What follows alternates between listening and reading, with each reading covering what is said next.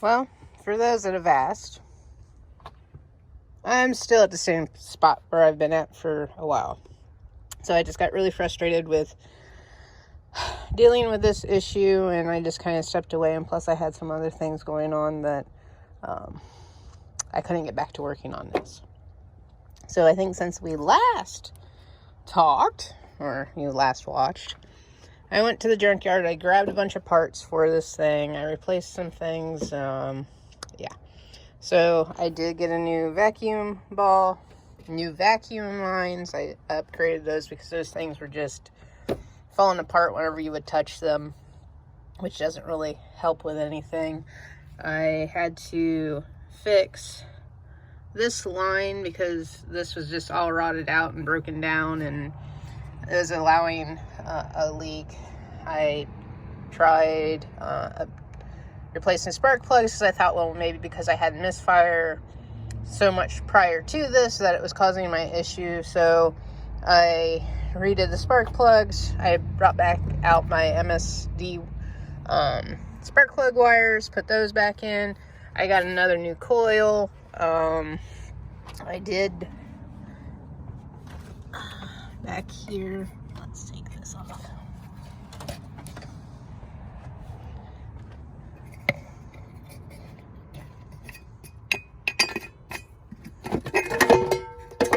Also got a new air filter. I know this is a pain in the ass, but not as bad as some. Disconnect this, do this. This pulls right off. I got one more that goes into that sensor here. Shaky, shaky. Alright, and of course my stovepipe tube here. Alright, so I did replace the EGR. I got a new map sensor. I got redid these lines.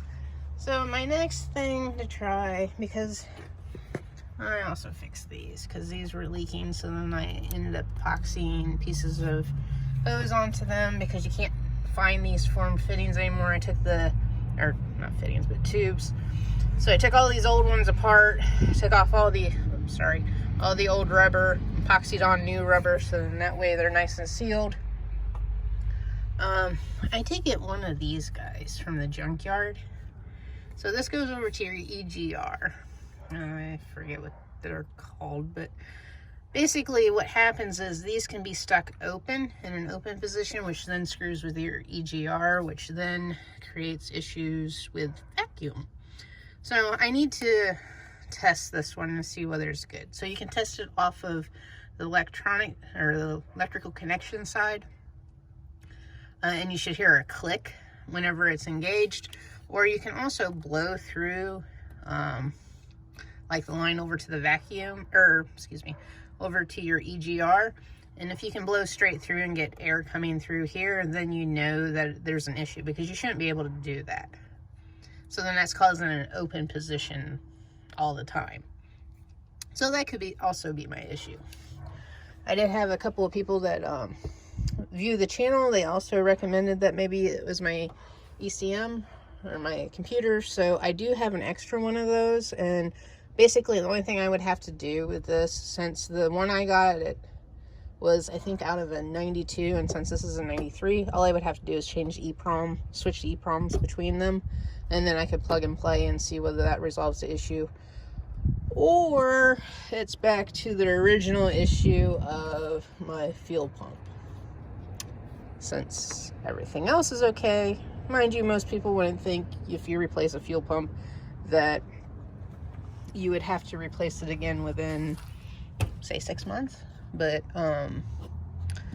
it was a Spectrum pump, so I'm wondering, because I've heard a lot of people say that they're garbage and that they have issues with them and end up having to replace them.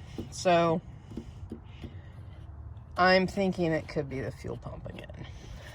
I I really don't want to pull the tank again. I really don't, because that's just a pain in the tuchus. And of course, when this did die on me, I had just filled it up with gas because it seemed to be running okay. So it does have a full tank of fuel, as you can see from when I tried starting it for this video. I think that if I'm going to do the tank again, I am going to pull the bed. Mind you, as you can see, this is a rusty, crusty truck. It's not like it's in that good of shape body-wise. So I don't know how hard it would be to actually get in here and,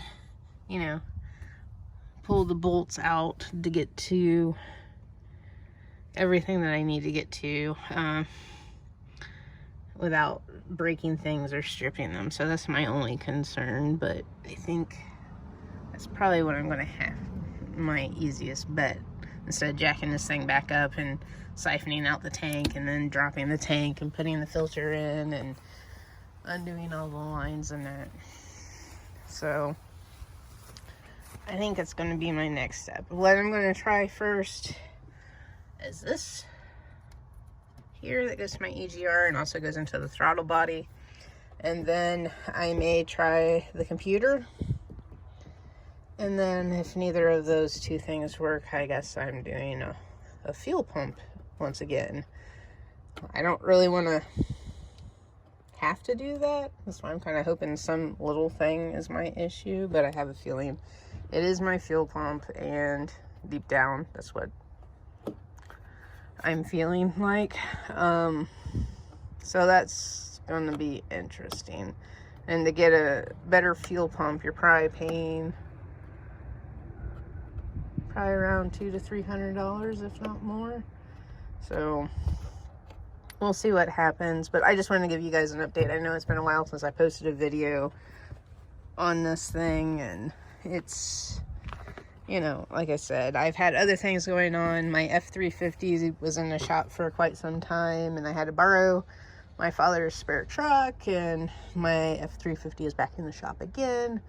So there's a whole story with that thing, and yeah, it's been a one vehicle issue after another. So, I mean, I really miss driving this thing. I love a 5-speed. How much trouble can you get in with a 5-speed?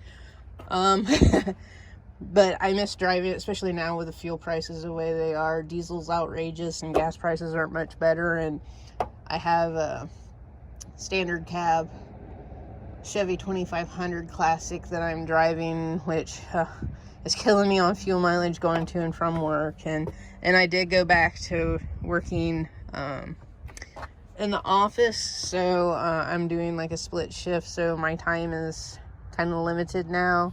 And of course, it's getting into the colder days here in Ohio, so with colder days comes more outdoor activities for me, since I do a lot of hunting in the winter and in the fall. So I know this should be taking a priority, but well, sometimes you just need a break from things to sit down and really figure out what the hell's going on with them. I mean, I do have another throttle body, so if I really wanted to, actually I have two tops that I could rebuild. I also have the throttle body itself that I could replace as well, that hasn't had any settings adjusted on it, because it still has the cover back here on the adjustment screw. So if I really wanted to, I could rebuild a new throttle body. Well, not really new, but rebuild a throttle body like I did with this one, because I did have the one cleaned. I took everything off of it, cleaned it up. So yeah, I don't know, it gets frustrating after a while, but I think we all go through this, and then we find that drive to go back to, trying to figure it out and working on it, because it's something that we enjoy doing and something that gives us something to do, right? So Well, like I said, I just wanted to give you guys an update. I know it's been a while since I've posted anything, so this is where I'm at. I'm still at the turnover, start, immediately stall. So as I progress on this, I will post more videos, but I don't know when I will get back to this. So alright, well, thanks for watching. I appreciate everyone's input that has given input so far on this thing, and the words of encouragement I do get from people too. I appreciate that a lot, because you know, you work on these things and you get frustrated and down about them, and sometimes you just need someone saying, hey, great job, look, you know, it's great to see someone else doing this. You dig into it, you find what's going on, you've helped me out. I mean, I've heard that quite a bit, so it's always appreciated. All right, thanks for watching.